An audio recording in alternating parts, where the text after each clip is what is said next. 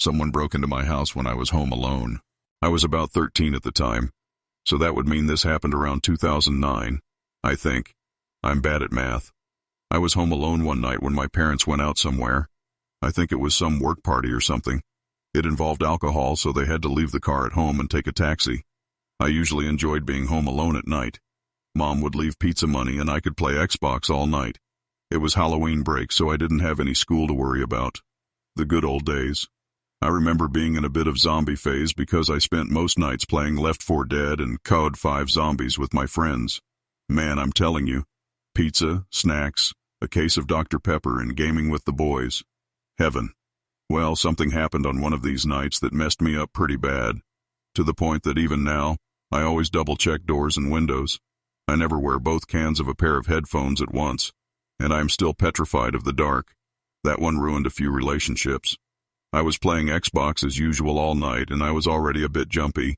I was playing alone that night, so I wasn't talking to anyone. I was playing Left 4 Dead, and the music and sounds of the witch used to scare me a little. I was 13, shut up. So every dark corner and noise I heard was already freaky. I had my window open a bit, and I heard what sounded like someone walking up my gravel driveway. I thought it was my parents coming home, but when I looked outside, I couldn't see anyone. I remember just sitting in silence for a while with my game paused, trying to listen out for other sounds, but I didn't hear anything. It was only a few minutes later I heard the trash cans in my backyard falling over. I nearly jumped out of my skin.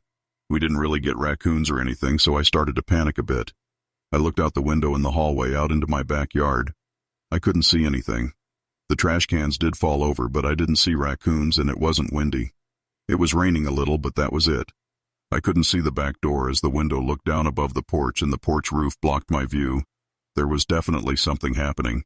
I went and stood at the top of my stairs and just stared into the darkness for, I don't know how long, hoping that I didn't hear anything.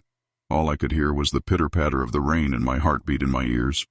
As I went to go back to my room, I heard it. Someone was trying the handle of the back door. I slowly made my way down my stairs and peeked around the corner and into the kitchen. The back door was wide open. My blood ran cold and every hair stood on end. I knew I had to call the police, but the phone was on the wall next to the fridge. In the kitchen. In what was one of the stupidest decisions of my life. I started walking towards the kitchen. It felt like my hallway was 1,000,000 miles long. My mind was racing with possibilities of what was waiting for me. Was someone going to grab me? Were they going to just stab me or shoot me or something? Every single scenario played out in my head. In each one I end up dead or worse. I finally made it to the kitchen. I tiptoed over to the phone. I lifted it and dialed 911. And that's when I heard it. "Aren't you supposed to be in bed, son?" A voice echoing from the back of the kitchen near the window. A low and gravelly voice. I threw down the phone and ran. I could hear the man running after me. I ran faster than I ever had towards my front door. As I got to it, it flung open. It was my parents. I ran into my dad's arms and managed to get out through the tears and panic that someone was in the kitchen. As I looked back towards the kitchen, the man went running through the back door again and my dad ran after him. My dad came back a minute later and told my mom to call the cops. The cops asked me about what happened, but I couldn't give them a description as I couldn't see him in the darkness.